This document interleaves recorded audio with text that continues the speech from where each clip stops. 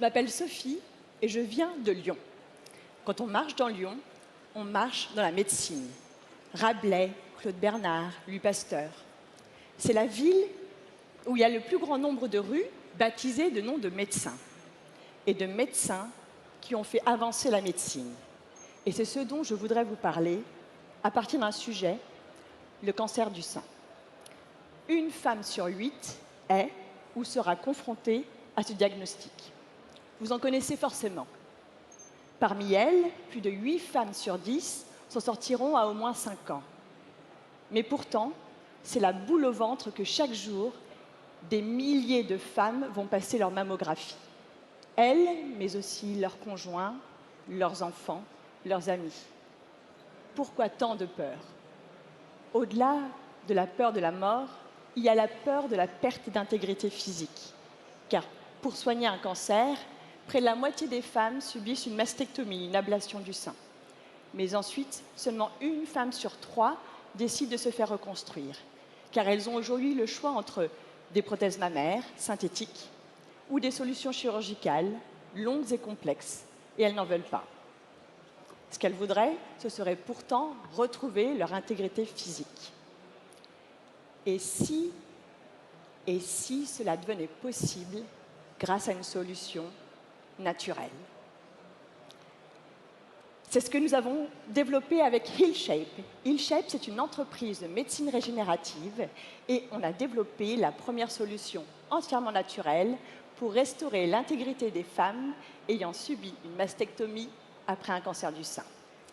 Avec une prothèse 100% naturelle, imprimée en 3D, dont la composition est biosourcée, donc naturelle, qui procure immédiatement une sensation naturelle comme le tissu humain et qui favorise la régénération des tissus avant de se résorber.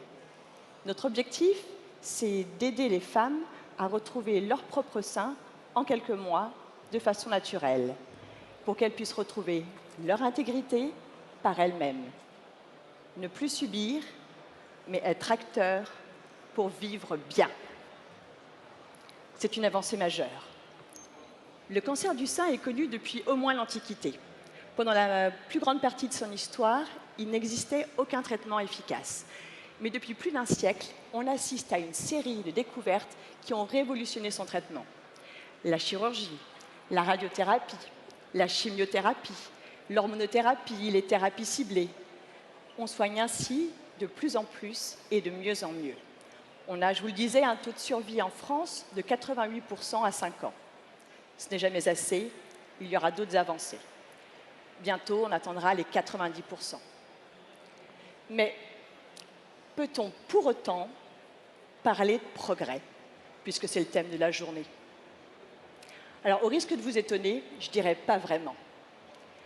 Pour parler de progrès comme je l'entends, je vais faire appel à une image, celle de la marche. Vous connaissez les cairns?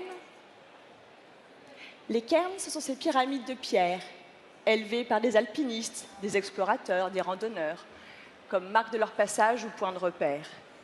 On aime les voir, ces cairns, quand on grimpe, en pensant à toutes les mains qui ont posé leurs pierres. Eh bien, pour moi, c'est ça le progrès. C'est d'apporter sa pierre à l'édifice et de créer un cairn pour changer de perspective, indiquer un nouveau chemin et élargir l'horizon. Car le progrès dépend de la destination. Alors, quelle destination mériterait le nom de progrès? On soigne, je vous disais. On soigne, mais la guérison biologique ne se résume jamais à un simple retour à la vie d'avant. On soigne pour pallier l'urgence de rester en vie, pour survivre. Mais ce n'est que le début. Car quelle vie dans la survie? Celle du corps biologique, encore s'il n'est pas mutilé. Il faut ensuite apprendre à revivre, pouvoir se reconstruire sur tous les fronts, physique, psychologique, social. Le progrès ne serait-ce pas d'accompagner, à savoir revivre, de pouvoir répondre aux besoins de la patiente, de la femme, après avoir subi la maladie et les traitements, à tous ses besoins, de besoins médicaux, besoins émotionnels, sociaux, retrouver un travail, réintégrer des liens sociaux, reconstruire son image, son corps. Dans tous les cas, retrouver la confiance en soi pour redevenir l'architecte de sa vie. Survivre, revivre. Mais quel est l'objectif de tout cela? On repousse la mort ou on améliore la vie? Le progrès, pour moi, c'est d'aller encore plus loin. Est-ce que le progrès, ce ne serait pas de savoir vivre, de pouvoir vivre sa vie en opérant un renversement de perspective? Pour la maladie, que le corps qui leur a fait du mal puisse les aider à guérir et à se reconstruire. Leur propre corps comme une ressource est la solution. Pour la maladie, qu'elle soit comme une source d'apprentissage et un outil à cultiver de ce qu'il y a de meilleur en soi. Revoir ses relations, son identité, ce qui compte, le sens de la vie. Un jour, une femme de 39 ans que j'avais vue 2 ans auparavant désespérée m'a confié: je n'aurais jamais cru tirer quelque chose de positif de cette expérience. Le cancer m'a révélé qu'il y avait en moi une véritable battante. Et si la maladie qui les a fait souffrir pouvait tous nous apprendre à vivre. Derrière les rôles, redonner la place à la personne. Survivre, revivre, vivre. Au-delà du médical, contribuer pour apporter des solutions constructives qui répondent à la maladie et qui permettent de devenir soi-même acteur, de retrouver ce qui est vivant en soi pour reconstruire, qui peuvent passer par la régénération naturelle. La vie qui crée la vie, mais la vie qui est une vraie vie et non pas une survie. Est-ce que c'est pas cela, le sens du progrès? Et avec toute l'équipe de HealShape, on serait fiers d'être un cairn sur ce chemin. Merci et en avant!